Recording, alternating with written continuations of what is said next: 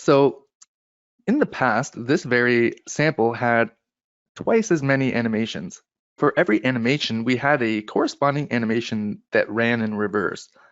Well, this is no longer required, which is great because it really simplifies things. So if I were to give a really good example, on our weather screen, we have this weather toggle animation.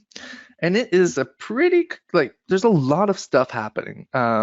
And this is actually relatively simple compared to some animations I've seen in the wild. Um, so,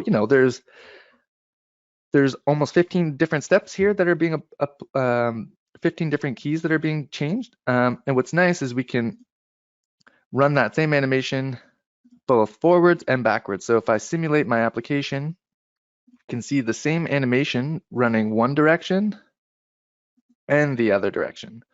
And really, the way that we do that is very much like what we've just done. It's in our actions where we call a Lua script. So this is one thing I wanted to show is how we would do a trigger from Lua.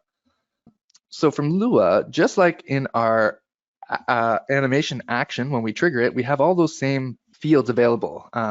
We actually have even an additional field. So we have context, ID, cleanup, reverse, and progress.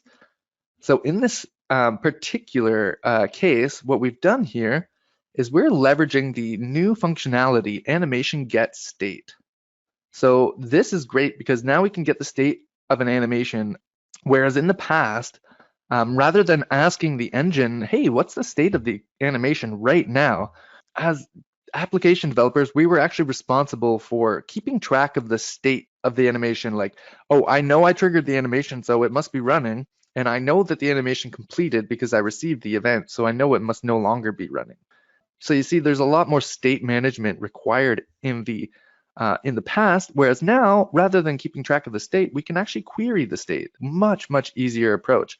So here, every time that button's clicked, we can take a look at the state and we say, is the animation, not running, or has it been complete?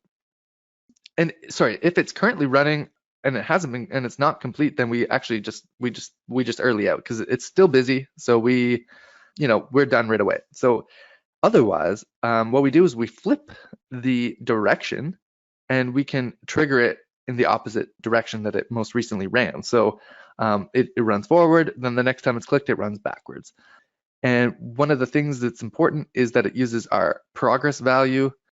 So we want to trigger it from the current progress value. So when we want it to go forward, we trigger it from progress 0. And when we want it to go backwards, we trigger it from progress 1 with reverse equal to true. And that's how we are able to return to where we first came from. And you'll notice that this animation is always run with cleanup is false. So that means when we run forward, we can always know exactly how to get back to where we began.